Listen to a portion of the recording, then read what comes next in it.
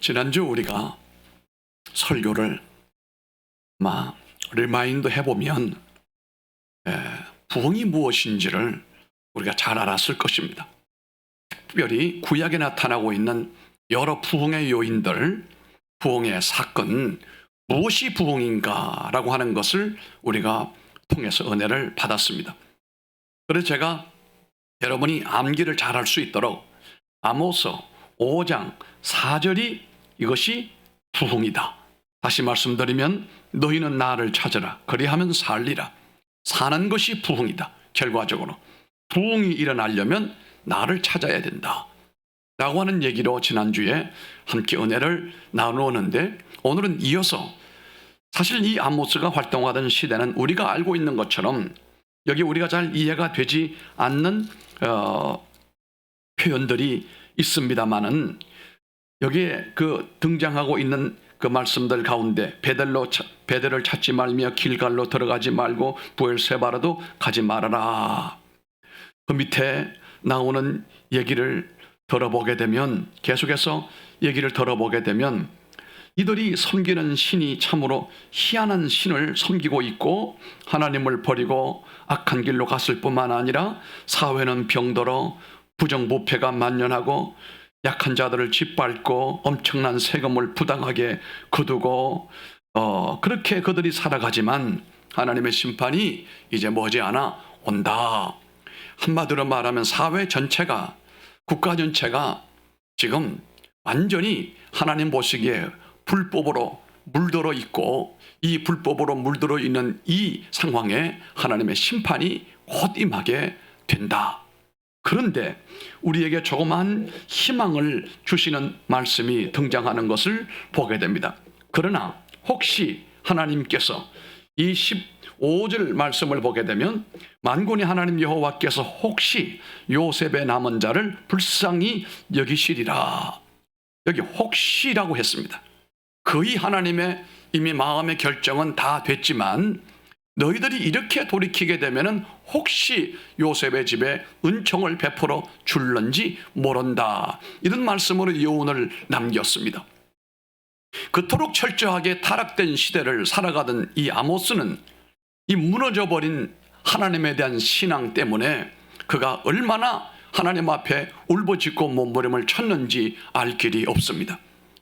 어떻게 이렇게 완전히 무너져버리고 철저히 쓰러져버린 이 국가의 정신체계와 신앙체계를 하나님의 진노가 그 위에 드리워지기 직전인데, 이 상황에서 그는 어떻게 부흥을 일으켰는지, 또 리바이벌 이렇게 말하잖아요.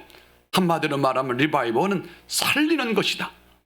개인을 살리고 교회를 살리고 민족을 살리는 부흥을 이 아모스는 어떻게 이루어냈는지를 오늘 우리가 살펴보기를 원합니다. 첫째는 하나님을 찾는 믿음을 소유하라고 하는 것입니다. 하나님을 찾아야 된다.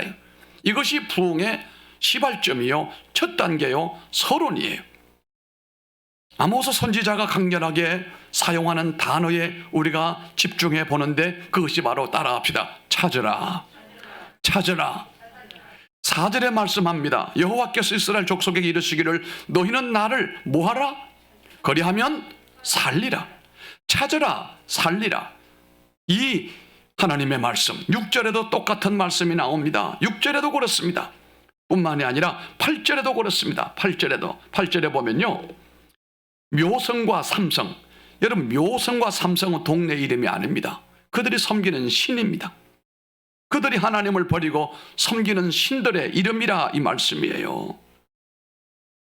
여기 말씀하고 있는 묘성과 삼성을 만드시며 사망의 그늘을 아침으로 바꾸시고 낮을 어두운 밤으로 바꾸시며 바닷물을 불러 지면에 쏟으시는 이를 찾으라고 했습니다. 부흥의 출발은 분명히 찾는 믿음이 있어야 됩니다. 주님을 찾아야 된다 이 말입니다.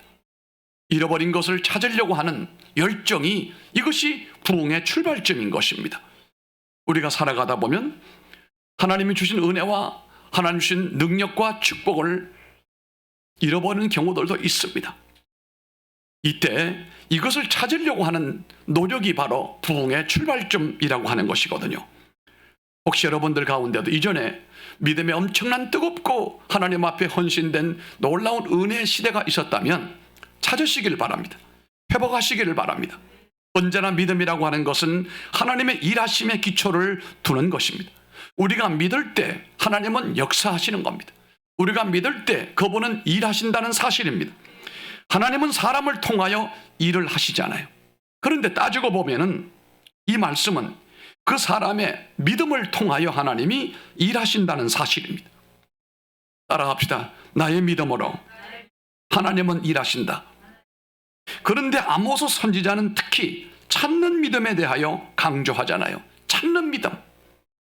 무엇을 찾아야 하며 누구를 찾아야 하는가?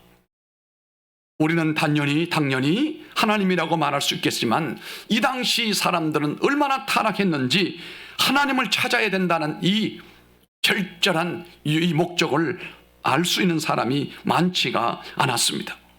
왜냐하면 그들의 믿음은 흔들렸고 그들의 믿음이 떨어졌기 때문입니다. 그래서 아모스 선지자는 이방 나라들의 멸망과 저주를 선포를 하면서 너희들도 이런 나라와 같이 심판받는다. 아스돗, 아스글론, 에글론, 암몬, 에돔, 모압, 두로 여러 나라들이 이미 무너졌는데 너희들도 곧 무너지게 될 것이다 라고 하는 최후의 말씀을 보내신 겁니다. 이것은 먼저 신앙적인 범죄에 대하여 경고가 나타났습니다. 우리가 누구를 믿느냐, 이것이 나라의 흥망성쇠의 기준이 된다는 사실입니다. 우리 민족은 또다시 우상 숭배하면 안 됩니다. 하나님을 섬겨야 됩니다. 하나님을 인정해야 된다는 사실입니다. 우리가 5장 26절로 말씀을 보게 되면 5장 26절입니다. 한번 읽어보십시다. 너희가 너희 왕 식굿과 기운과 너희의 우상들과 너희가 너희를 위하여 만든 신들의 별 형상을 지고 가리라. 아멘. 여러분 여기 보세요. 우리가 보지도 듣지도 못했던 우상이 나타납니다. 너희의 왕, 하나님을 왕으로 섬겨야 될 사람들이 하나님은 저버리고 식굿, 기운, 또 우상들 밑에 나오면은 신들의 별 형상을 가지고 이들이 살아가고 있는 환경을 우리가 발견하게 됩니다.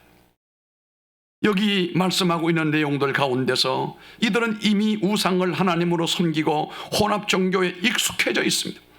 여기 식굿이라고 하는 것은 아수르 목성과 그리고 기운이라고 하는 것은 전쟁의 신으로 말하는 통성의 신을 얘기하는 것입니다. 본문 5절의 말씀에도 분명히 말씀을 하고 있습니다. 베델을 찾지 말아라. 길갈로 가지 말아라. 부엘세바로도 가지 말아라. 그랬습니다. 이 말씀은 여러분, 이 베델과 길갈이라고 하는 것은 북이스라엘입니다. 북이스라엘. 그리고 이 북쪽에 있는 도시인데 완전히 금송아지 우상의 숭배자 중심이었어요. 우상의 도시가 되고 말았어요. 여러분, 베델은 여러분 잘 아시는 것처럼 야곱이 돌베개에 잠자다가 하나님 만난 장소예요. 나중에 야곱이 형과 화해를 하고 난 다음에 마지막으로 올라갔던 그 도시가 베델입니다. 베델은 하나님의 집이다 이 말이에요. 하나님의 집이 완전히 우상 숭배의 집이 되고 말았다는 사실이에요. 길갈은 여러분 잘 아시는 것처럼 요단을 건너고 난 다음에 여호수아와 그의 백성들이 처음 하나님 앞에 제단을 쌓고 하나님 앞에 기념비를 세웠던 곳이 길갈입니다. 이 길갈도 완전히 우상 숭배의 도시로 타락해버리고 말았어요.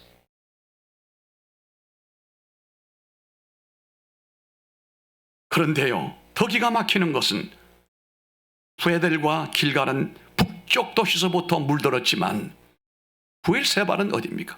부엘세바는 저 남쪽 국경도시의 남쪽에, 여기 우리가 잘 아는 아브라함이 단을 쌓았던 곳이고 거룩한 도시에 부엘세바가.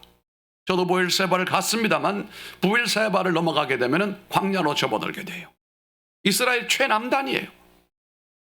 베델과 길갈은 저 북쪽이라고 한다면, 동쪽과 북쪽이라고 한다면 부엘세바는 최남단이에요. 여기도 물들어 버렸습니다. 뭘로요? 우상으로 물들어 버렸다. 하나님을 등져버리고 완전히 나라 자체가 북쪽에서부터 남쪽까지 국경입니다. 물들어 버리고 말았습니다. 그 옛날 아브라함과 이삭과 야곱이 하나님 앞에 제단을 쌓고 하나님을 섬기던 거룩한 도시였는데, 이 당시에는 완전히 베델도 길갈도 부엘세바도 할 것 없이 전부 하나님을 저버리고 그들이 우상을 숭배는 일에 열성을 다하고 있었습니다. 여러분, 우상을 따라가게 되면 결국은 하나님의 진노가 임하게 되고 포로가 된다는 사실을 우리가 잘 알고 있습니다.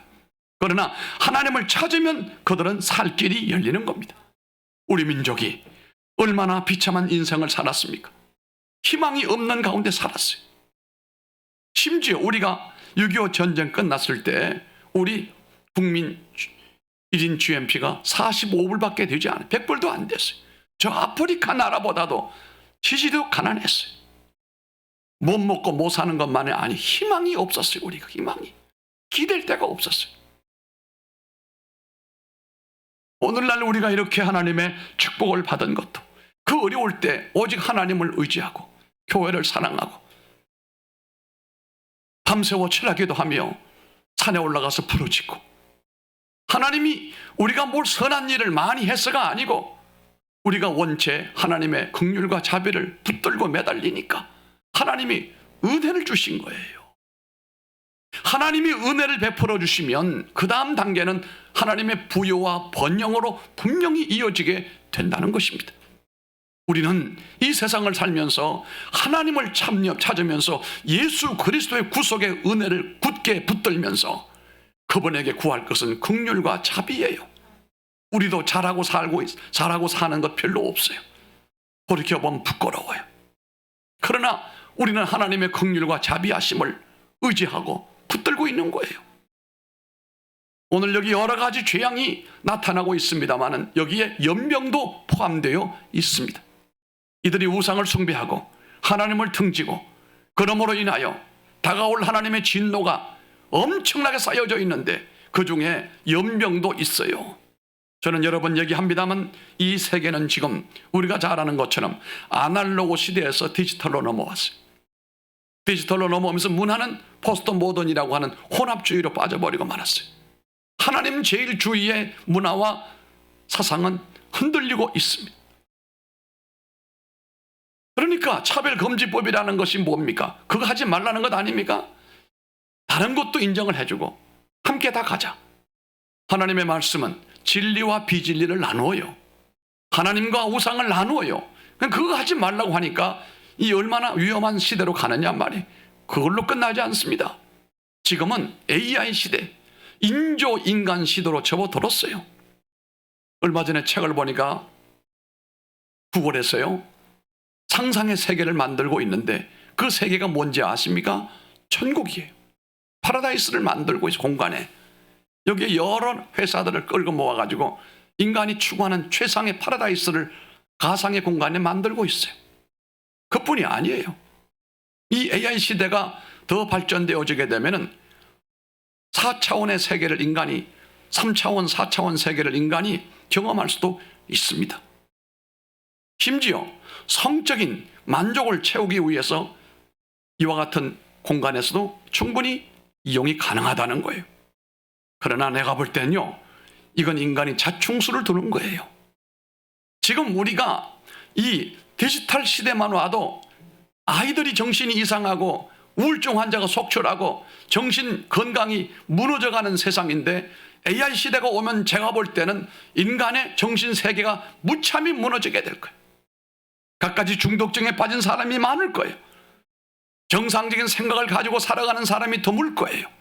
이럴수록 우리가 정신을 차리고 하나님의 말씀, 하나님의 은혜로 붙들려 살아가야 되는 것입니다. 세상을 거부할 필요는 없어요. 참고는 할지라도 우리는 붙드는 것은 하나님의 진리요, 하나님의 말씀이고 오직 예수를 붙들어야 우리의 삶이 영원까지 보장된다는 사실을 믿으시기를 바랍니다. 그래서 아모스는 계속해서 말합니다. 우상을 숭배하면 결국은 포로가 되어지게 되고 망하게 되어지게 되지만 하나님을 붙들고 하나님을 찾으면 산다. 민족이 하나님을 찾으면 살고, 민족이 하나님을 찾으면 교회가 산다. 개인도 살고 가정도 산다. 분명하게 우리에게 누구를 찾을 것인지를 결정하라는 것이 아모스의 말씀이었습니다. 아모스 4장 13절을 잘 보시길 바랍니다. 4장 13절을 한번 우리 읽어보겠습니다. 보라, 산들을 지으며 바람을 자기 뜻을 사람에게 보이며 아침을 어둡게 하며 땅의 높은 데를 밟는 이는 그의 이름이 만군의 하나님 여호와 신이라. 아멘. 여러분, 믿음의 본질은 하나님을 아는 것입니다. 하나님을 아는 것이 우리 믿음의 본질입니다. 부흥의 중심도 하나님이십니다. 하나님이 역사하셔야 부흥이 일어나고, 사람이 사는 것도 하나님의 부흥이 일어나야 됩니다. 이스라엘이 살 수 있는 것도, 그들의 구원의 길도 하나님을 찾는 것입니다. 첫째 일어날 부흥은 바로 믿음인 것입니다. 그 믿음은 하나님을 간절하게 찾는 유일한 믿음인 것입니다. 우리는 오늘 예배를 드리면서 우리의 믿음을 확인해야 합니다. 과연 하나님을 어떻게 믿고 있는가? 나는 하나님이 누구인지를 알고 정말로 하나님을 예배하는 사람인가? 하나님을 믿는 믿음이 철저하시기를 바랍니다. 세상은 우리의 영혼을 빼앗아 가려고 해요. 정신을 허물어 떨으려고 한다, 이 말이에요. 그러나 하나님이 여러분의 믿음을 이만큼 자라나게 하셨으니 여러분이 판단하십시오. 하나님께서 우리에게 인도하시고 허락하신 것 외에는 손을 내밀지 말기를 바랍니다. 발걸음을 향하지 않기를 바랍니다. 그게 바로 선악과가 될 수가 있습니다. 하나님을 알지 못하면 믿음도 없는 것입니다. 그러므로 이스라엘 백성에게 가르치는 제일 신앙이 바로 하나님을 힘써 알아. 힘써 알자. 호세아 선지자도 우리에게 말씀했던 내용을 보면은 우리가 여호와를 알자, 힘써 여호와를 알자라고 외쳤습니다. 부흥은 하나님을 알고 그 하나님을 믿는 신앙인 것입니다. 우리는 오늘 예배에서 하나님만을 찾아야 됩니다. 이것이 예배의 부흥입니다. 여러분이 듣는 설교에서도 하나님의 음성을 들으며 부흥이 일어나야 되는 것입니다. 기도도 하나님을 목적으로 두는 것입니다. 부흥은 하나님을 믿는 믿음인 것입니다. 두 번째는 이 아모스가 말하는 부흥은 하나님께로 돌아와야 됩니다. 아멘. 부흥이란 하나님께 돌아오는 행위라는 사실입니다. 선지자 아모스는 깨닫지 못하는 이스라엘 향하여 이렇게 선포합니다. 4장 9절로 11절의 말씀입니다. 여기 보면 엄청난 하나님의 진노가 왔습니다. 깨달으라, 이 말씀이에요. 우리 4장 9절로 12절 시간은 조금 가지만 읽고 넘어가는 것이 좋아 보입니다. 함께 보겠습니다. 내가 곡식을 마르게 하는 재앙과 깐복의 재앙으로 너희를 쳤으며 팥종이로 너희의 많은 동산과 포도원과 무화과나무와 감람나무를 다 먹게 하였으나 너희가 내게로 돌아오지 아니하였느니라.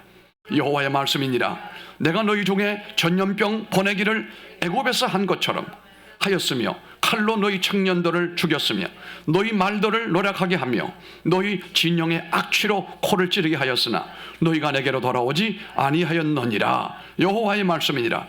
내가 너희 중에 성읍 무너뜨리기를 하나님인 내가 소돔과 고모라를 무너뜨림같이 하였으므로 너희가 불 붙는 가운데서 빼낸 나무 조각같이 되었으나 너희가 내게로 돌아오지 아니하였느니라. 여호와의 말씀이니라. 아멘.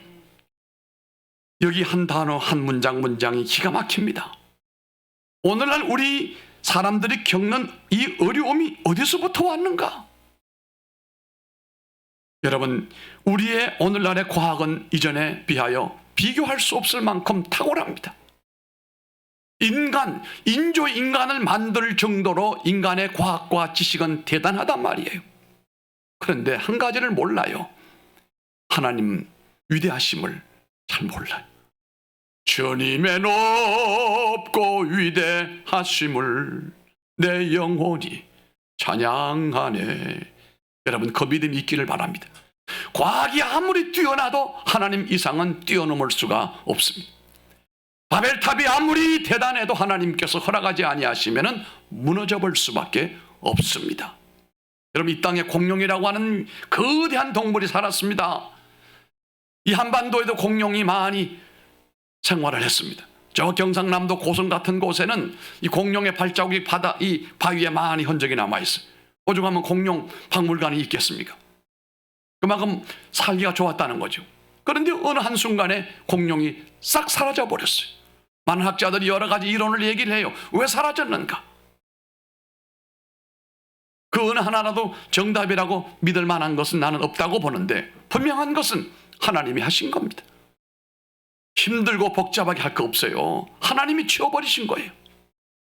오늘 왜 그러냐고 하면, 읽었던 말씀 가운데서 그들이 그렇게 하나님을 저버리고 우상을 숭배하고 악을 행했을 때에 재앙을 내리셨다는 사실이에요. 여기 깜복의 재앙과 팥종의 재앙과 연병 재앙과 청년들이 죽어버리고 성읍이 무너져버리고, 이런 기가 막힌 진노가 왜 왔습니까? 공부를 못해서 과학자들이 게을러서 그렇습니까? 아닙니다. 하나님의 진노예요. 인간들은 하나님의 경계선을 넘어가면 안 됩니다. 하나님의 신적인 거룩한 영역을 탐하면 안 됩니다. 그게 바로 에덴 동산의 선악과를 따먹는 것 같은 행위란 말이에요.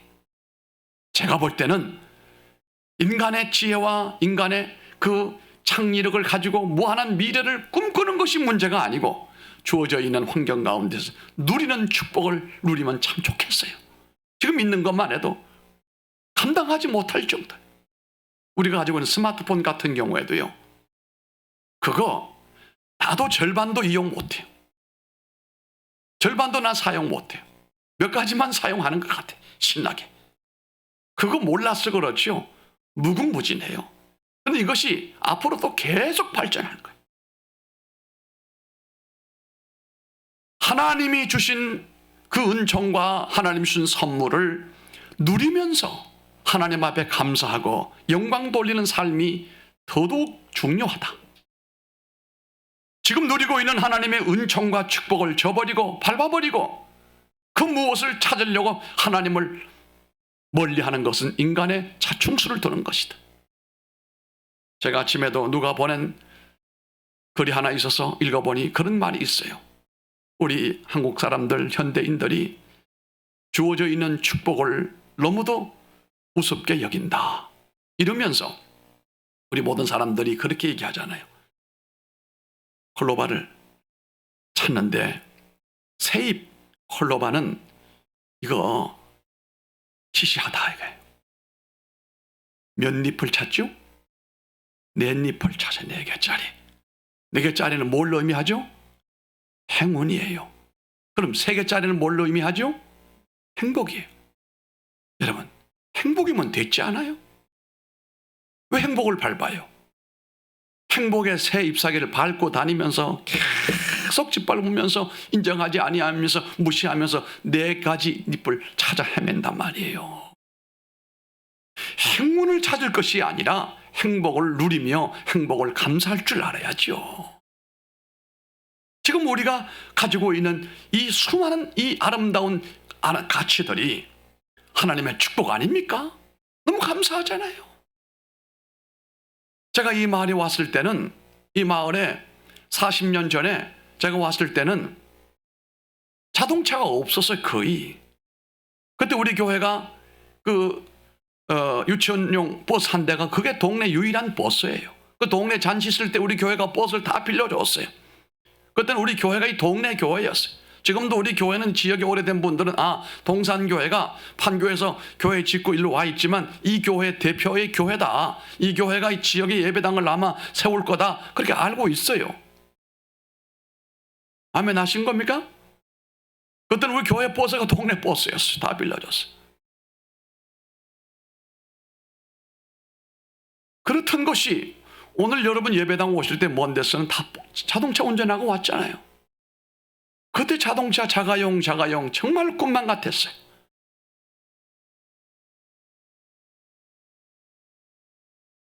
아마 여기 김재춘 안수 집사님도 오늘 운전하고 오셨죠? 2대로 오셨나요? 1대로 오셨나요? 네.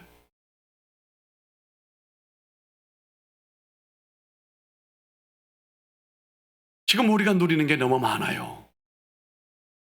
이걸 왜 몰라요? 감사해야죠. 감사하면서 하나님이 우리에게 여시는 새로운 미래로 우리가 가야 된다는 거예요. 하나님 없이 인간이 여는 새로운 시대와 새로운 과학과 새로운 세계를 가다 보면 하나님 어느 한계가 넘어가게 되면 오늘 여기에 나타나고 있는 것처럼 깜복이며 팥종이며 연병이며 성읍이 무너지고 청년이 자빠지는 일들이 벌어지게 된다는 말씀입니다. 하나님의 말씀은 1.1의 객도 틀림이 없어요. 이런 일을 당하지 않기 위해서는 너희는 내게로 돌아오라. 하나님이 무서운 것을 그들에게 보여주면서 돌아오라. 다시 말하면 영적 감각을 잃어버렸어요. 성도들의 신앙생활도 같습니다. 하나님으로부터 혹은 교회로부터 도망가기 위하여 한 발을 뒤로 하고 있는 사람들이 많습니다. 유사시 위험이나 어려움이 오면은 도망갈 생각을 많이 하고 있습니다. 괴로우나 즐거우나 주를 붙들고 의지하며 교회의 하나님의 강단을 붙들고 살아가는 우리가 돼야 될 텐데 여차하면 우리도 튈 생각을 하는 사람이 여기는 아마 없을 거야. 아마 어려움이 오고 고난이 와도 제단불을 붙들고 하나님의 도우심으로 하나님의 은혜로 승리하시기를 주님 이름으로 축복합니다. 하나님이 보내신 선지자들의 역할에서 가장 중요한 역할은 하나님의 메시지를 전달하는 거예요. 메시지 중심은 뭡니까? 어느 때는 항상 하나님께로 돌아오라. 이게 선지자들의 메시지 내용이었습니다. 선지자 이사야도 이사야 55장 7절의 말씀을 보면은 우리 하나님께로 나오라고 그랬어요. 예레미야 31장 21절에도 돌아오라 내 성읍으로 돌아오라고 했습니다. 스가랴 1장 3절에도 말합니다. 너희는 내게로 돌아오라고 말했습니다.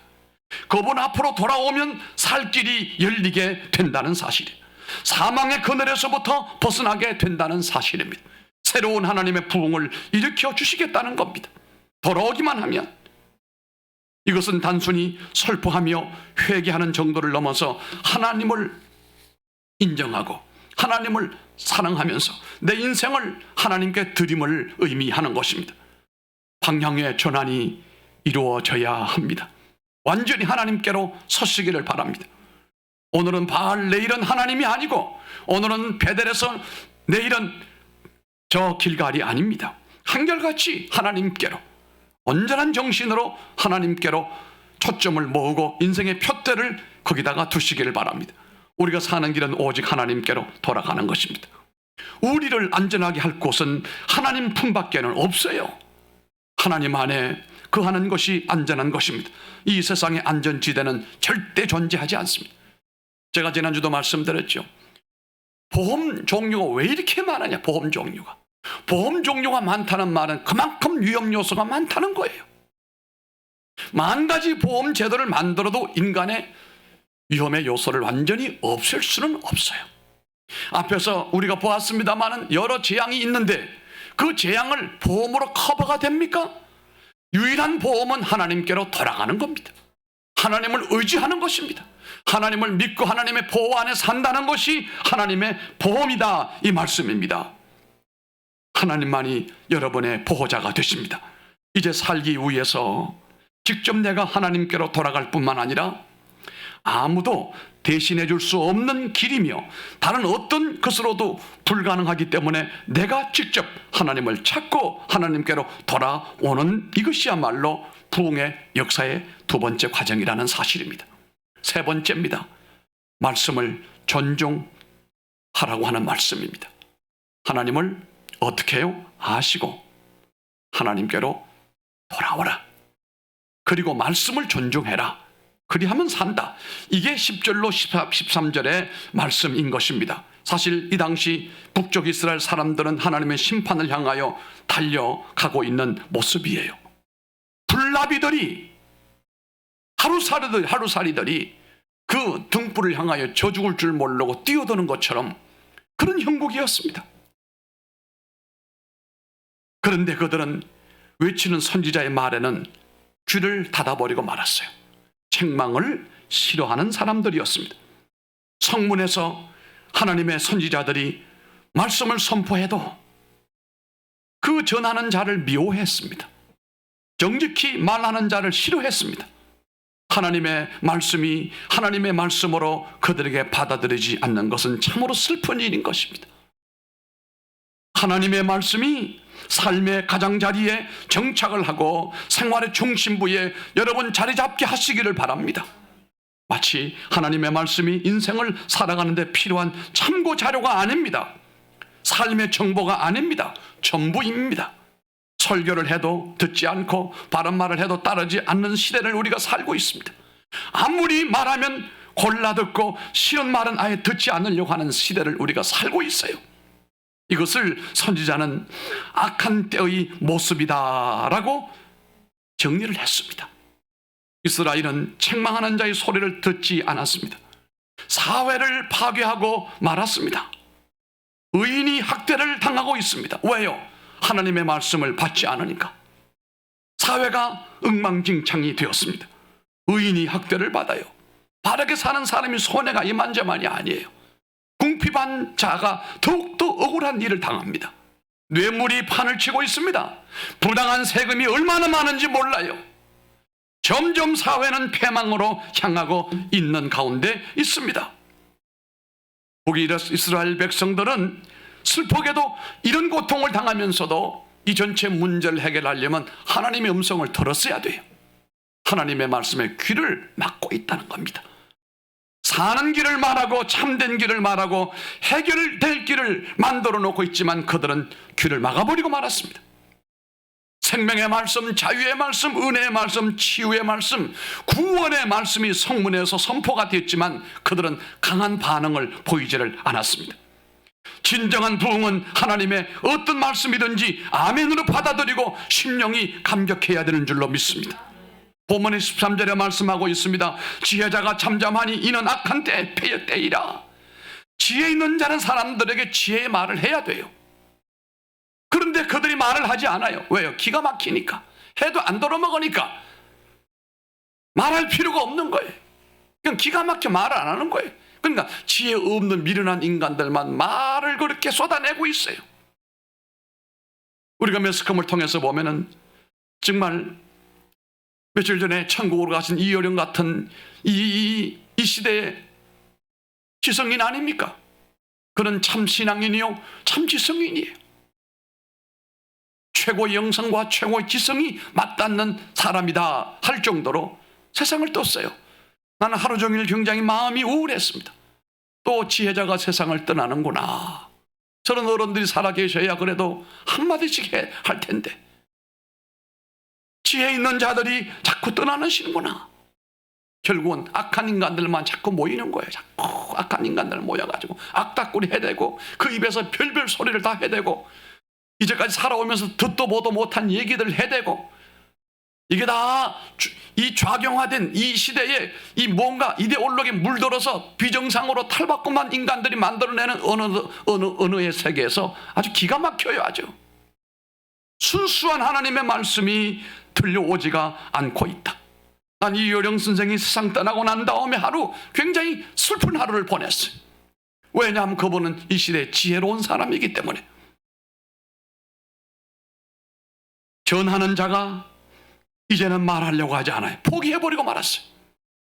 목사가 잠잠히 외칠 말도 없이 그냥 지나가는 말로만 적당하게 사람들의 가려운 데만 긁어주면 이것은 비극을 초래하는 것입니다. 이것은 마치 하늘이 굳게 닫히는 것과 같은 겁니다. 그러므로 14절로 15절의 말씀을 보면 아모스 선지자는 너희는 살기 위하여 선을 구하고 악을 구하지 말아라. 만군의 하나님 여호와께서 너희의 말과 같이 너희와 함께 하시리라. 너희는 악을 미워하고 선을 사랑해라. 성문에서 공회를 세워라. 만군의 하나님 여호와께서 혹시 요셉의 남은 자를 긍휼히 여기시리라. 여기 하나님 여호와께서 혹시 참으로 맞는 말씀이에요. 여러분 이 시대를 보면 하나님이 이 나라를 축복하실 것인가? 거의 불가능해 보여요. 하는 짓을 보면. 이곳 저곳을 보면 하나님의 공의로운 그 은총이 이곳에 임하실 것인가 싶을 정도로 의구심이 든단 말이에요. 그런데 하나님이 혹시 말이에요. 축복이 은혜가 임할까? 하나님이 조그마한 기회의 문을 우리들에게 열어놓고 있습니다. 여러분은 이 말씀에 소망을 걸기를 바랍니다. 선한 삶이란 곧 하나님을 찾고 하나님께로 돌아오며, 하나님께서 선지자의 입을 통해 전해주시는 말씀에 순종하며 의롭게 사는 것이, 이것이 하나님의 축복의 삶인 것입니다. 다른 건 없습니다. 따라합시다. 하나님을 찾고 하나님께로 돌아오고 종들의 말에 순종하며 사는 것, 이것이 베스트 라이프, 최선의 삶이다. 이것이 결론입니다. 아모스 부흥의 목적은 하나님을 만나는 것입니다. 하나님을 만날 때 부흥이 일어나고, 사람이 사는 유일한 길은 바로 하나님을 만나는 것입니다. 주일 예배 때에 하나님 만나기를 원하는 여러분, 예배를 들으시기 바랍니다. 설교를 들을 때도 하나님 만나기를 기대하시기를 바랍니다. 기도할 때도 하나님과 만나는 간절한 기도를 들으시길 바랍니다. 이 세상의 어둠이나 암흑이나 공허한 이 모든 불안과 공포나 심판과 재앙으로부터 탈출할 수 있는 유일한 길은 하나님을 만나는 사람인 것입니다. 이 세상의 다른 길은 모두 불가능한 길입니다. 그리고 울며 외치는 선지자 아모스의 간절한 부탁을 끝까지 붙잡아야 됩니다. 무엇입니까? 나를 찾아라, 그리하면 살리라. 따라합시다. 나를 찾아라, 그리하면 살리라. 이것이 복음이며 부흥의 진수라고 하는 사실이에요. 하나님을 찾는 사람, 하나님께로 돌아오는 사람, 하나님의 말씀을 듣는 사람이 되어서, 아모스 54, 이게 무슨 뜻이에요? 아모스 5장 4절이에요. 하나님을 찾아라, 그리하면 살리라. 이것이 암 54예요. 따라합시다. 암 54. 암 54. 암. 우리 다 같이 힘쳐 외쳐보겠습니다. 나에게 필요한 것은 암 54. 시작. 나에게 필요한 것은 암 54 부흥이에요. 기도하겠습니다. 하나님 아버지, 그렇습니다. 이 시대에